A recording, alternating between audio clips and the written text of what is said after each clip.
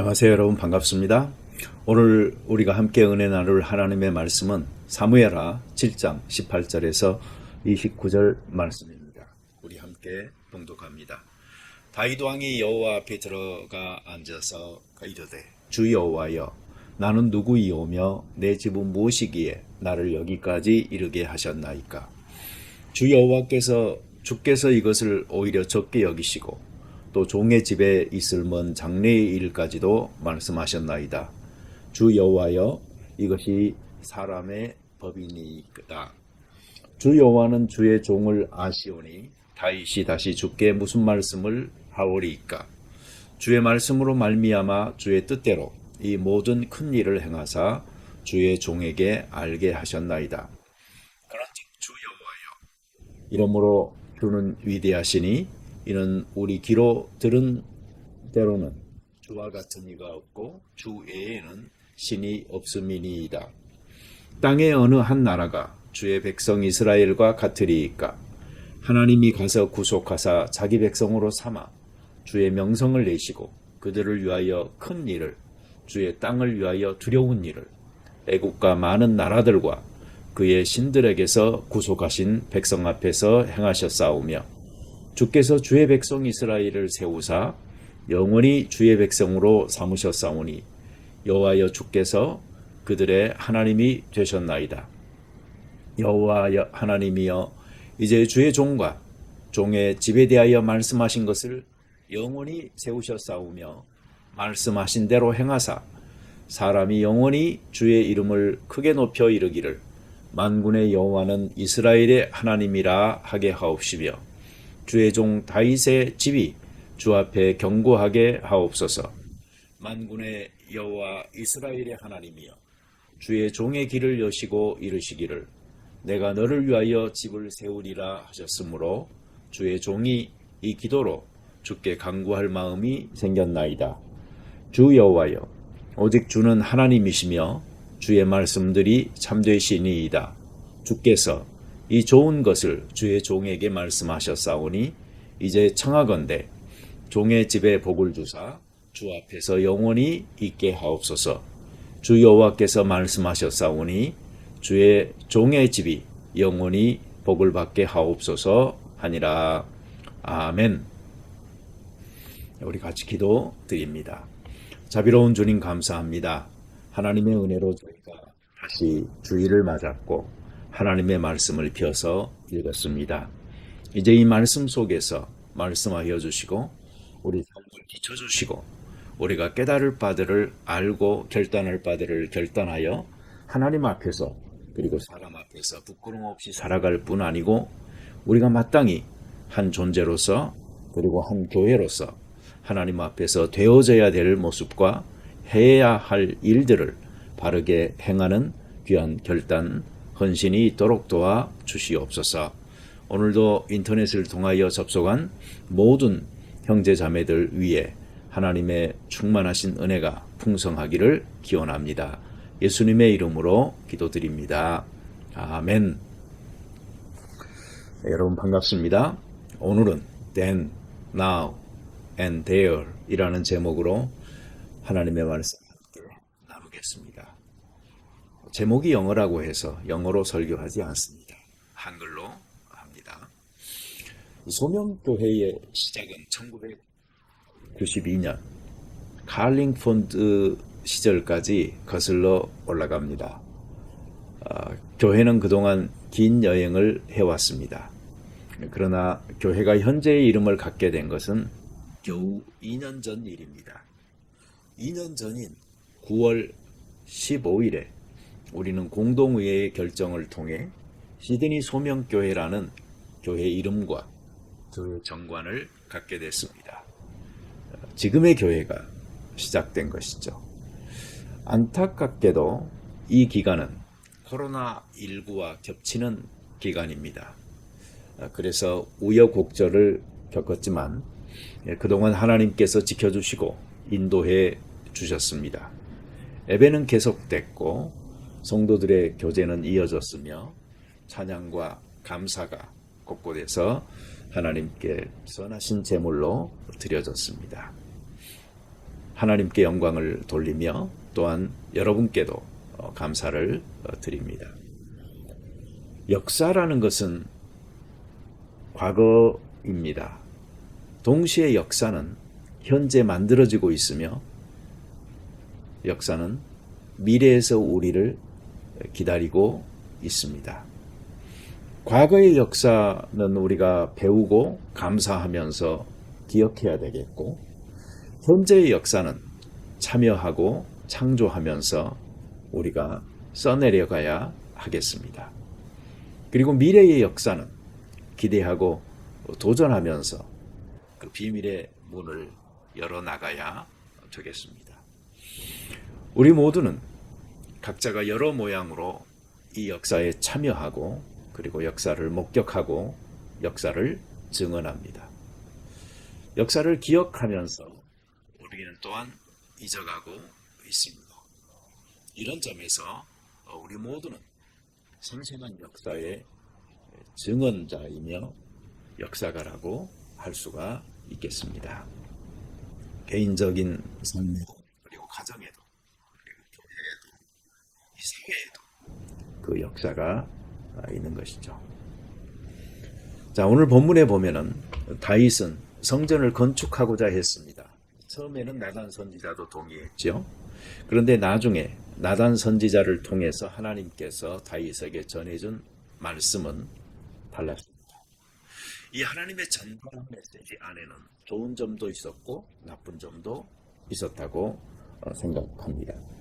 나쁜 점은 성전을 건축하고자 하는 다윗의 계획을 거절하셨습니다. 성전을 지으려는 다윗의 뜻과 달리 하나님께서는 다윗의 후계자가 성전을 짓는다고 말씀하십니다. 나단 선지자가 전해준 하나님의 말씀의 그 좋은 점은 그럼에도 불구하고 성전을 건축하고자 하는 그 다윗의 마음을 하나님께서 받으셨다라는 사실입니다. 그래서 다윗이 상상할 수 없었던 놀라운 약속과 축복을 하나님께서 함께 전해주게 되는 것이죠. 여러분, 하나님께서 마음을 받으시면 이런 일이 일어납니다. 비록 자신이 하고자 하는 뜻이 거절당한다 할지라도, 그리고 기도 응답은 안 되었다고 할지라도 하나님께서는 더 적절한 사람을 통해 더 적절한 때에 하시더라도 하나님을 향해 가졌던 그 성전을 향한 불타는 열심과 헌신은 고스란히 그대로 인정하여 받으신 것이죠.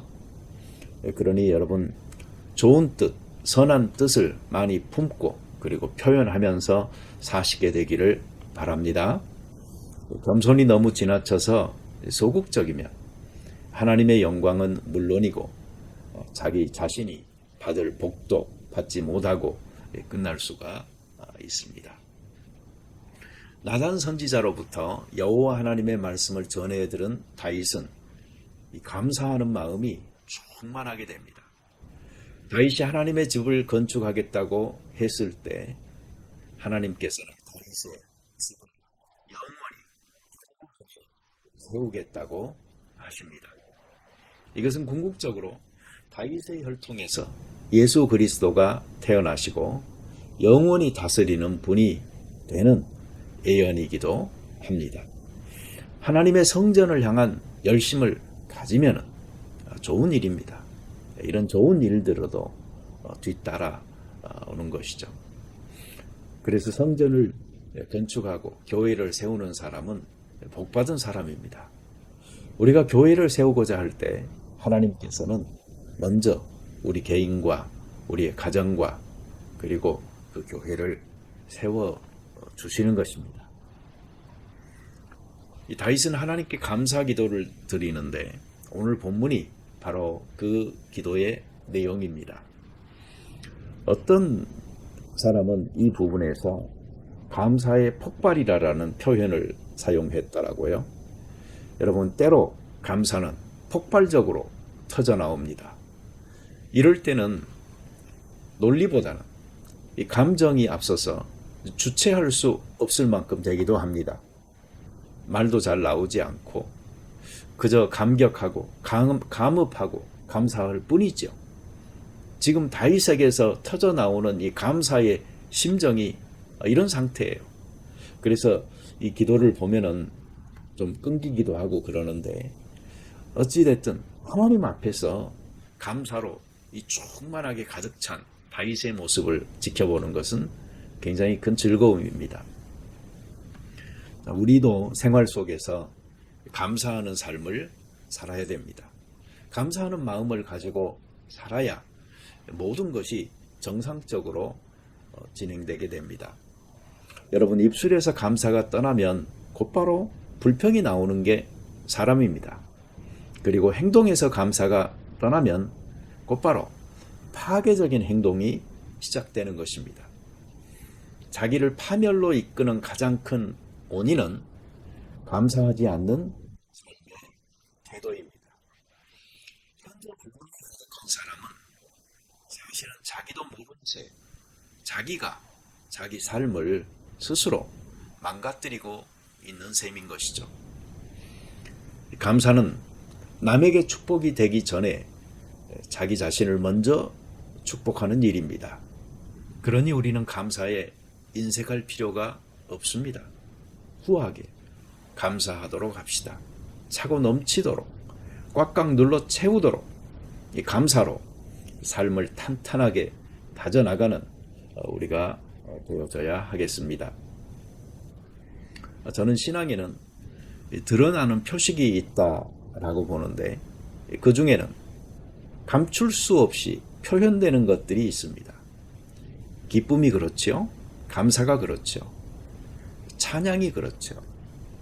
사랑이 그렇죠. 순종이 그렇죠. 인내하는 모습이 그렇습니다. 18절에 보면 다윗은 여호와 앞에 들어가 앉아서 기도합니다.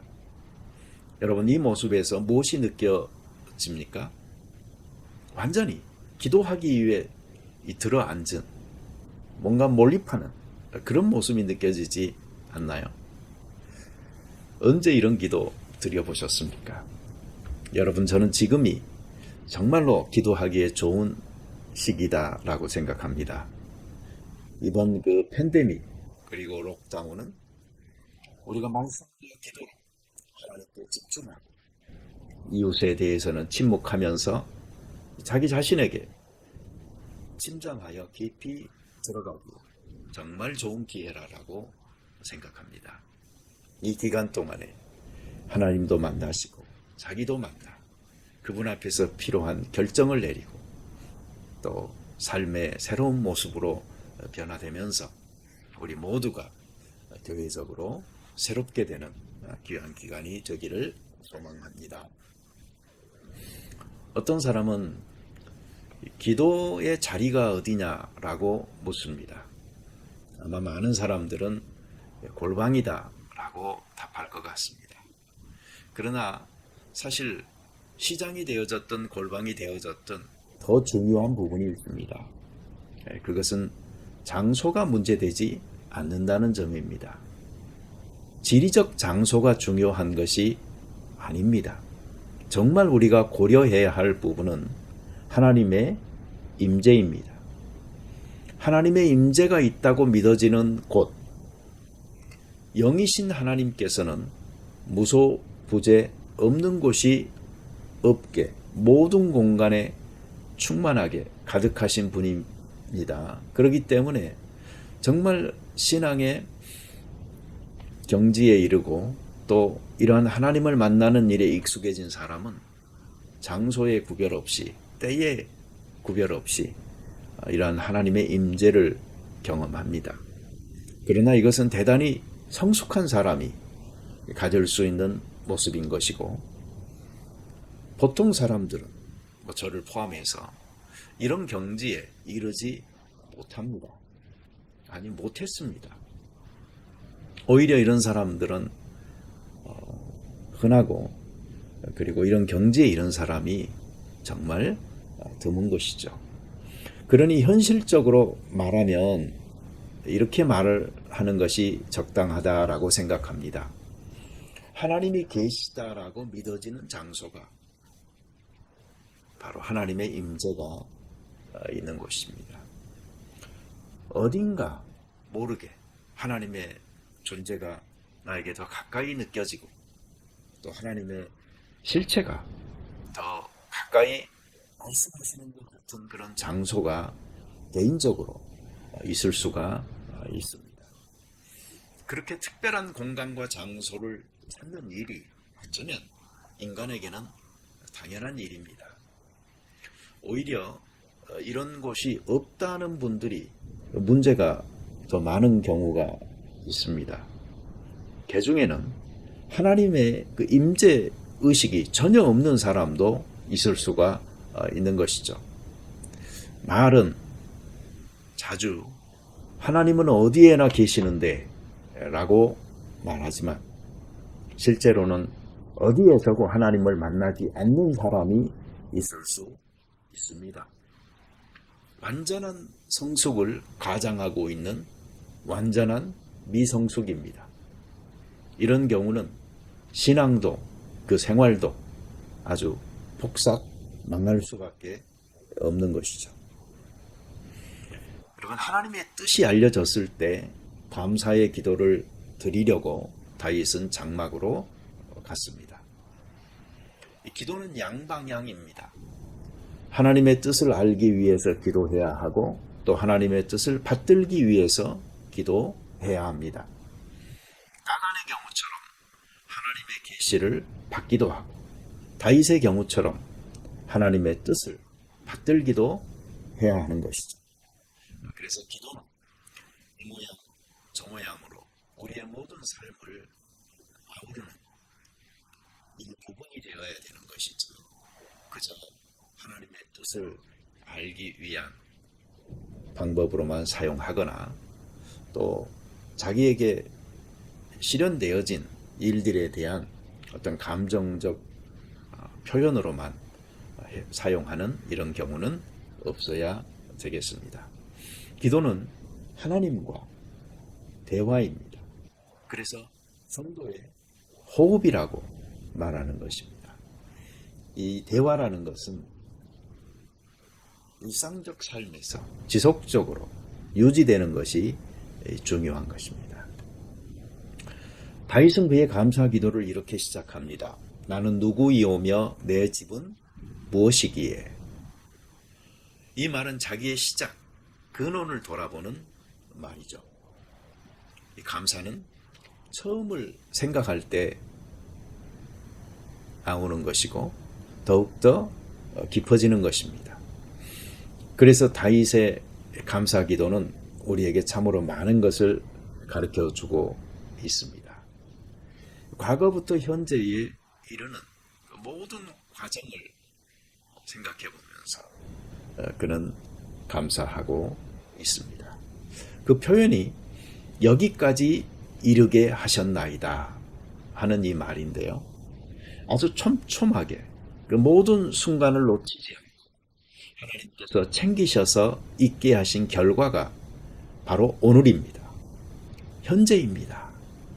저입니다. 저의 집안입니다. 이런 고백인 것이죠. 여러분, 다윗과 마찬가지로 현재 우리의 가정과 자녀 그리고 직장과 직업 등등 일상적 삶의 모든 울타리와 환경이 하나님의 축복의 결과로서 지금까지 여기까지 이르게 하신 하나님의 놀라운 섭리인 것을 우리가 잊지 말아야 되겠습니다. 나는 누구이오며 내 집은 무엇이기에. 여러분, 이 근원 이것을 잊어버리면 불평이 나오죠. 그러나 이 근원을 생각하면은 감사가 터져 나오는 것입니다. 다윗 그가 어떤 사람이었습니까? 그 이새의 8명의 아들 중 한 명이었습니다. 사무엘이 사울을 이어서 이스라엘의 두 번째 왕이 될 자를 세우려고 했을 때 그것은 키나 외모에 준수함에서 그 뒤졌죠. 그러나 중심을 보시는 하나님께서는 다윗을 택하셨습니다. 다윗이 부름받을 때 그는 양을 치는 목동이었습니다. 여러분, 우리는 양치기가 낭만적일 것이다 라고 여기는 막연한 이런 경향이 있습니다. 그러나 실제로는 기피직종입니다. 마을과 집을 떠나서 외로운 들판에서 심심하죠. 거기에서 생활해야 합니다. 어둠이 내리면 온 세상이 캄캄하지 않겠습니까? 사람이 아닌 양들과 생활하는 것이고 또 거기에 따른 보상도 충분하지 않은 직업이었다. 이렇게 생각해 볼 수가 있습니다. 예수님 탄생하실 때 천사들이 들판에서 양치는 목자들에게 나타나지요. 크리스마스에 이 들뜨고 흥분된 분위기 속에서 녹색 초원이 그려지고 그리고 양들이 평화롭게 풀 뜯어먹는 장면이 생각날지 모릅니다. 그러나 이 이야기는 상상 속의 장면이 아니고 당시 양치기의 삶의 상황에 초점이 맞춰져야 합니다. 사람과 격리되어 아무것도 보이지 않는 캄캄한 한밤중에 우리 안에 양들도 있는 그 시간에 맞춰져야 합니다. 그래서 하나님께서는 사회적으로 격리되어져서 남들이 하기 싫은 직업의 역할을 감당하면서 소외된 그리고 비루한 신분에 있던 자들에게 이 성탄의 기쁜 소식을 전하였던 것처럼 양치기 목동이었던 다윗을 불렀던 것입니다. 그를 선택했던 것입니다. 그래서 다윗은 음악가가 되고 훌륭한 군인이 되고 정치가가 되고 왕이 되고 예언자가 되어집니다. 여러분, 다윗이 얼마나 훌륭한 왕이었고 또 이스라엘에게 존경받는 왕이었는지 보여주는 단적인 예는 이 400년 동안 정복하지 못하고 있던 시온성과 예루살렘 주변을 평정했다라는 이 한 가지 사실만으로도 알 수 있는 것입니다. 하나님께서는 다윗을 양을 위한 목자가 아니고 이스라엘을 위해서 사는 지도자로 부르셨습니다. 하나님께서는 자주 별 볼 일 없는 사람들을 불러서 하나님의 선한 사업을 힘쓰게 하십니다. 여러분, 저도 제 삶을 생각해 보면은 정말 감사할 뿐입니다. 모든 것이 주의 은혜입니다. 어떻게 보면은 구렁텅이에서 정말 어두운 삶을 살 수밖에 없는 여러 가지 환경 가운데서 하나님께서 선택하여 불러주셨습니다. 제가 유학 오던 이 시절만 해도 저처럼 무모하게 유학 오는 사람이 많지 않았습니다. 제 것이라고는 아무것도 없었습니다. 저처럼 한 푼 없이 오면은 학업은 고사하고 그냥 일만 하다가 비자 기간 넘기기가 쉬웠고 또 주변에 그런 사람들도 실제로 많이 봤습니다. 그런데 정말 하나님께서는 저를 도와주셨어요. 좋은 사람들 만나게 해주셨고 또 일하게 해주시면서 학업에도 힘써서 여러 가지 진전을 이룰 수 있도록 해주셨습니다. 거기에다가 목회도 지금까지 계속할 수 있도록 도와주셨습니다. 여러분, 공부만 하려고 했지 현실적으로 아는 정보가 없어서 정말 철없이 뛰어든 애국 생활이었지만 고비고비마다 일마다 때마다 도우시는 하나님과 사람들의 배려로 여기까지 오게 된 것 감사드립니다. 팬데믹 기간이라고 이삿짐 센터도 못 부리고 또 쓰레기도 못 내다 버리는 이상한 이사를 하면서 고생했지만 감사한 일도 많았습니다. 그 많은 짐들을 온몸으로 짊어지고 옮기거나 또 버리거나 하면서 그 사실을 좀 더 실감했습니다. 이 곳곳에 그리고 수많은 기억들을 떠올릴 수 있었습니다. 이런저런 경우에 받았던 많은 카드들도 발견하면서 고마운 사람들이 떠올랐습니다. 그러면서 아내와 저는 함께 감사하다를 연발했습니다. 우리가 얼마나 많은 축복을 받으면서 살아왔는지는 우리 짐들을 보니까 너무나 많은 짐을 그동안 끌어안고 살았던 겁니다. 우리 집 자체가 하드웨어예요. 우리 집 자체가 정말 만물상이었습니다. 없는 것 빼고 다 있었습니다. 그동안 너무나 풍요롭게 부족함 없이 살았구나 이런 생각이 저절로 들었습니다. 제가 오래전에 길표와 거리표라는 글을 쓴 적이 있는데 제가 만든 브랜드입니다. 저희 집에 많은 것이 길표와 거리표입니다. 사람이 삶을 잊지 않고 늘 생각하면 현재와 비교하게 되면서 더욱 감사하게 됩니다.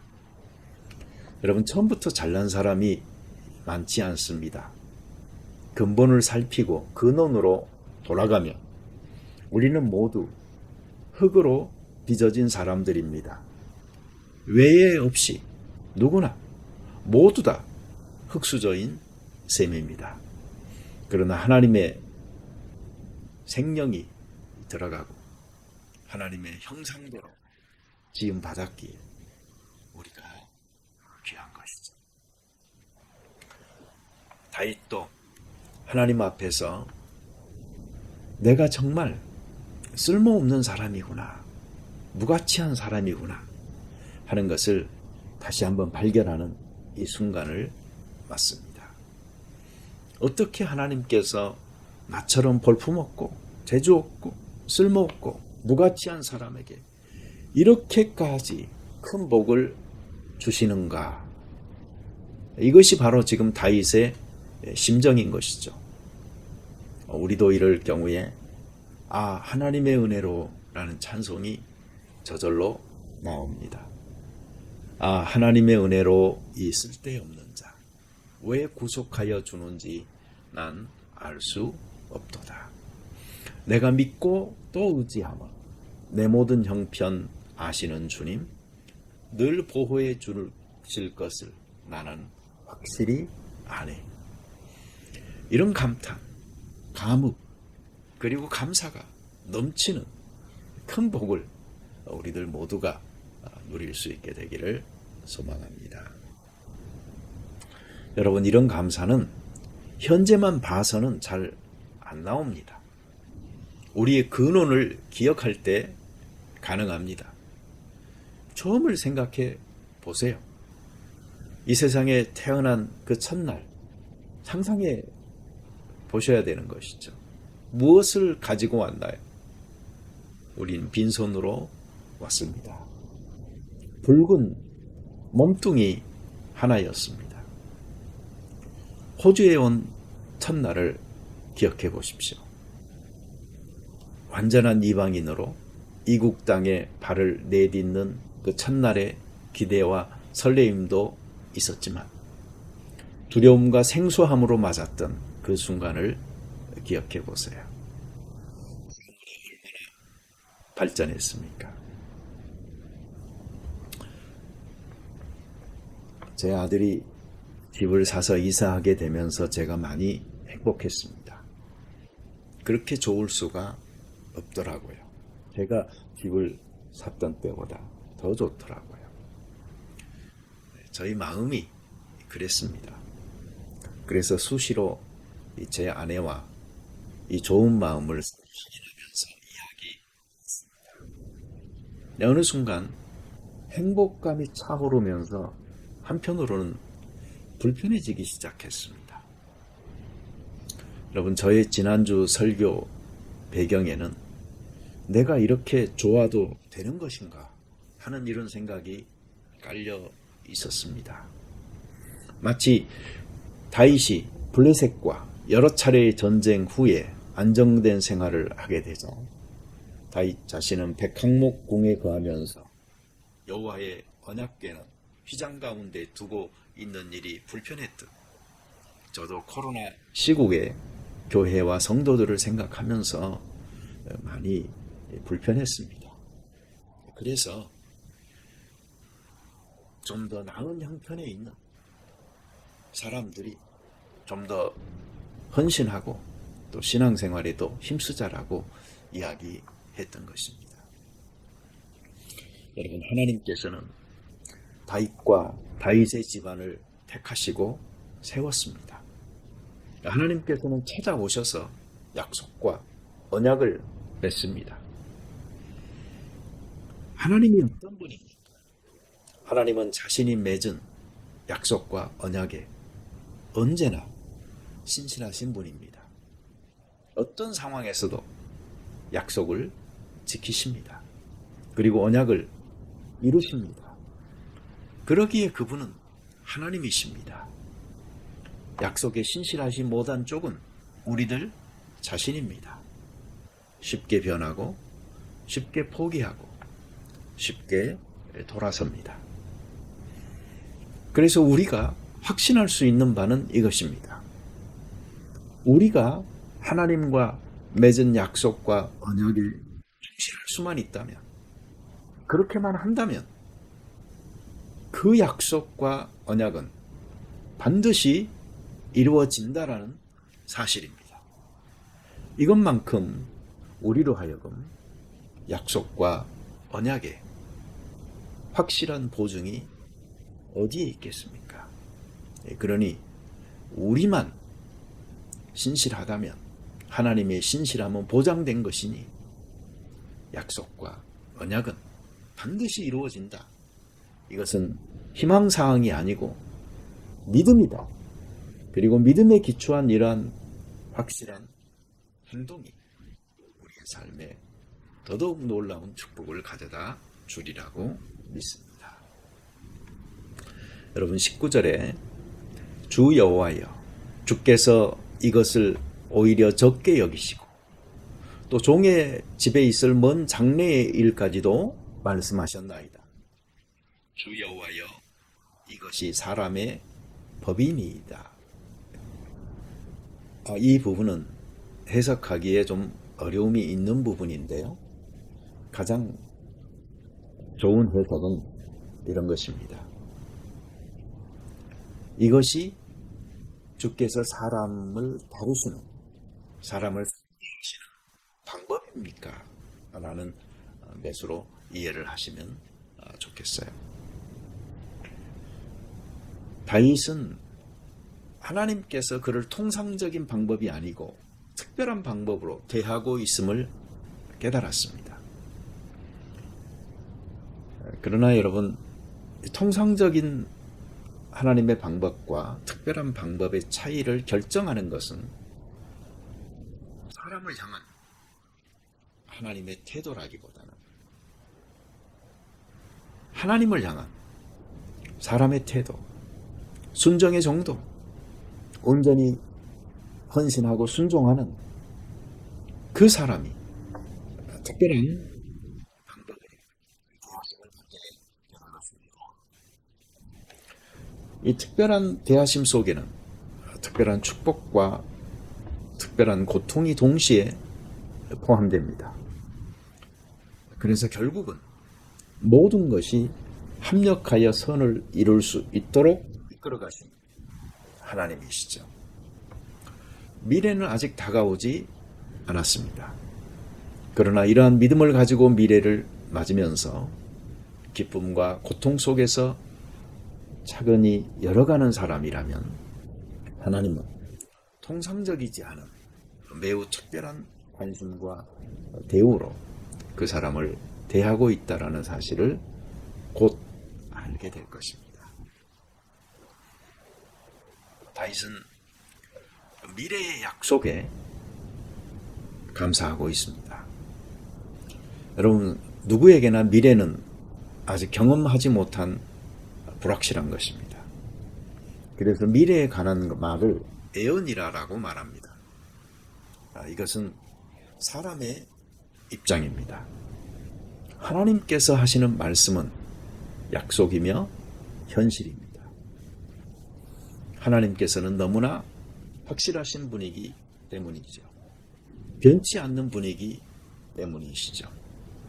전지전능하신 하나님께서 하시는 이 미래의 약속은 그대로 반드시 이루어집니다. 그래서 진리이며 우리는 그 진리를 믿고 사는 사람들인 것이죠. 사람의 매와 인생의 채찍으로 징계하시는 하나님, 그렇지만 하나님께서는 다시 회복시키셔서 이스라엘을 일으키시고 다시 세우는 이러한 일들을 우리가 자주 보지 않습니까? 그와 마찬가지로 이 코로나 시국에서도 하나님께서는 우리를 반드시 다시 회복시키실 것입니다. 그때가 멀지 않았습니다. 하나님께서는 다윗에게 이렇게 약속합니다. 내가 이렇게 하리라. 하나님이 어떻게 하시겠다는 그러한 내용이 주를 이룹니다. 너가 또는 너의 후계자가 이렇게 해야 한다 하는 부분은 상대적으로 너무 적습니다. 기껏해야 하나님께서 요구하시는 바는 바르게 살아라입니다. 그리고 잘못하면 뉘우쳐라, 회개하고 돌아서라. 이것뿐입니다. 여러분, 이것이 은혜인 것입니다. 오늘날도 하나님께서는 우리에게 많은 것을 요구하지 않습니다. 그냥 말씀대로 잘 준행하며 살아라. 이 정도입니다. 우리가 착각하기 쉬운 것 중 하나가 하나님께서 이렇게 요구하시는 이유가 하나님을 위해서라고 생각한다는 것입니다. 그래서 마치 우리가 하나님을 위해서 그렇게 도와주는 것으로 착각합니다. 아닙니다. 하나님께서는 우리를 위해서 그렇게 하라고 하십니다. 성경의 가르침을 따라 사는 삶은 가장 지혜롭고 현명한 삶이다. 이 사실은 역사적으로 증명된 사실입니다. 수없이 많은 사람이 이미 자신의 삶과 죽음으로 증명한 삶인 것입니다. 우리가 건설적이고 창조적인 방법으로 살지 않고 파괴적으로 살 때에 하나님께서는 경고하십니다. 우리를 깨워서 정신 차리도록 알려주십니다. 그러니 우리 입장에서 우리를 위한 것인데 아니 들을 이유가 없지요. 괜히 사람들은 백기 부리듯이 기도 합니다. 우리 바로 교정하고 바로 하나님께 돌아가고 그분 안에 머무는 삶을 살아가도록 하십시다. 여기 20절에 보면 다윗은 주 여호와는 종을 아시오니라고 말합니다. 여러분, 이 한마디가 더할 나위 없는 이 감사가 묻어나는 말입니다. 여호와께서 종을 아시는데 무슨 말을 더 할 수 있겠습니까? 다윗은 과거의 자신과 현재의 자신을 잘 이해하고 있습니다. 자기가 현재의 평안 중에 그리고 번영 중에 있음을 그는 알고 있었고 그리고 감사합니다. 이번에 제가 이사하면서 보니까 아이들이 학교에서 받아온 상장과 상패가 많이 나왔어요. 그리고 아이들이 마더스데이, 파더스데이, 또 벌스데이 때 이런 때 보내준 카드들도 많이 있었어요. 그래서 제가 그런 것들을 보다가 이때도 좋았다, 이때가 정말 좋았다 라고 행복해 하다 보니까요, 안 좋은 때가 없었더라고요. 아이들은 계속 잘하는데 그때마다 좋았더라고요. 그래서 제가 아이들에게 그런 이야기를 하면서 지나고 보면은 모든 순간이 다 좋은 최고의 행복한 순간이었던 것이다. 그러니 현재도 가장 행복한 시간이다. 그러니 현재를 정말 즐겨야 되지 않겠냐, 이렇게 말한 적이 있습니다. 여러분, 현재는 지금까지 지내온 과거의 어떤 순간보다 귀하고 행복한 시간입니다. 그리고 우리 인생의 가장 행복한 순간은 아직 미래에서 우리를 기다리고 있습니다. 따라서 이 행복의 순간을 즐기지 못하고 우리가 놓쳐버린다면 안타까운 것이죠. 나중에 추억으로 떠올려서 행복해 할 생각하지 마시고 미리 충분하게 현재를 감사하면서 작은 것에서 정말 큰 행복을 느끼면서 살 수 있게 되기를 소망합니다. 여러분, 사람이 사람을 안다는 것과 하나님이 사람을 안다는 것은 차이가 있는 듯합니다. 여기 주께서 주의 종을 아신다라는 말씀에서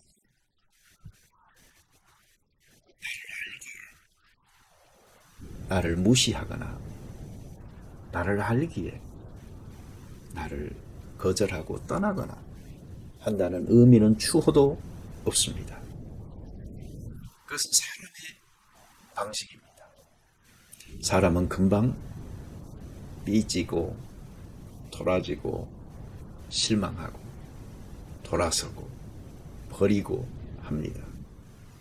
그러나 하나님께서는 우리를 알기에 더 이해하고 더 사랑하고 더 헌신적으로 돌봅니다. 그래서 하나님입니다. 사람들의 이런 일반적인 성향과는 다른 것이죠. 한번 생각해 보세요. 사람들은 처음에는 잘 모르죠. 그러면 오히려 조심합니다. 애절도 갖추고 물론 경계심도 함께 있지만 어느 정도 파악되고 나면 쉽게 이런 말 하죠. 뭐 잘난 것도 없네. 뭐 나하고 같더만 무시해도 되겠네. 뭐 이런 태도를 갖기가 쉬워요.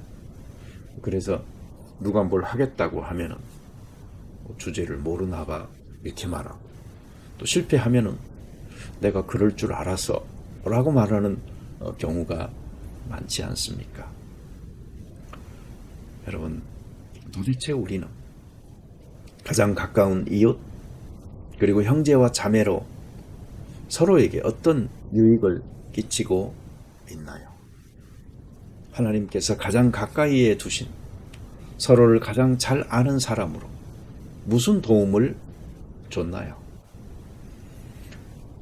형 가인이 동생 아벨을 죽입니다. 그리고 내 아우가 어디 있느냐라고 물으시는 하나님께 내가 아우를 지키는 자니까 하고 오히려 질문합니다. 가인은 아벨을 지키는 자로 실패했습니다. 우리는 서로를 지키는 자입니다. 우리는 단지 지킬 뿐 아니고 더 성장하도록 돕고 더 자리 잡도록 붙들어주고 자신의 가능성인과 그 영향력을 더 발휘할 수 있도록 그것을 인정하고 격려해줘야 될 역할을 부여받은 가까이에 있는 사람들입니다. 여러분, 이제 말씀을 마무리합니다. 소명교회가 지나왔고 또 지금 써내려가고 있고 열어가게 될 미래, 그리고 여러분들 개인이나 가정이 지내왔고 지금 써내려가고 있고 그리고 열어가게 될 미래의 그 역사 속에서 우리는 어떻게 살아야 할까요? 과거에 갇히지 마시고 현재에 매몰되지 마시고 미래에 초청의 귀를 기울이고 그 부름을 듣도록 하십시다. 그러면 과거는 감사라는 옷으로 뒤덮여지고 현재는 성실이라는 작업복을 입고 살게 되고 이것이 우리에게 주어진 삶의 역사에 충실한 걸음이고 그리고 하나님과 동행하는 삶이 될 것입니다. 여러분 모두를 축복합니다. 그리고 사랑합니다. 하나님께서 여러분들 개개인과 소명교회에 기대하는 미래의 모습을 우리 함께 상상하고 그려보면서 미래로 가는 문을 열고 미래를 맞이합시다. 같이 기도 드리겠습니다. 자비로운 주님, 감사합니다. 우리는 과거부터 현재까지 그리고 현재부터 미래까지 시간과 공간의 여행을 하고 있습니다. 시공을 초월하여서 어디에나 계시는 하나님을 우리의 아버지를 모시고 살아갈 수 있게 된 것을 감사합니다. 우리 자신으로서는 항상 볼품없고 부족하고 쓸모없이 무가치한 사람들이지만 보배를 간직한 질그릇처럼 우리 안에 계신 예수 그리스도로 인하여 우리의 가치 역시도 달라지고 우리가 살아가는 인생의 시간도 의미를 갖게 된 것을 감사합니다. 과거의 then, 현재의 now, 이 둘 가운데서 길을 잃어버리지 않도록 도와 주시옵소서. 우리가 이르러야 될 미래의 there, 우리의 마음속에 깊이 새기고 이것이 삶의 표대가 되어서 부르심에 응하는 귀한 삶으로 목적이 있게 방향이 있게 살아가는 저희들이 되게 도와 주시옵소서. 다윗처럼 감사로 과거를 그리고 현재를 그리고 미래를 받아들이게 하시고 우리의 삶에 창조적인 에너지가 넘칠 수 있게 도와 주시옵소서. 예수님의 이름으로 기도드립니다. 이제는 우리 주 예수 그리스도의 은혜와 성부 하나님의 극진하신 사랑과 성령님의 위로와 감동 감화 충만하심이 오늘도 믿음으로 과거와 현재와 미래를 해석하며 받아들이고 감사함으로 기본 태도를 삼아 하나님 앞에서 그리고 사람 앞에서 본인의 역사, 시간, 삶의 자리에 맡겨진 의무에 충실하여 살아가기 원하는 우리 귀한 교우들, 가정과 교회 위에 지금부터 영원토록 함께 하기를 간절히 축원하옵나이다. 아멘.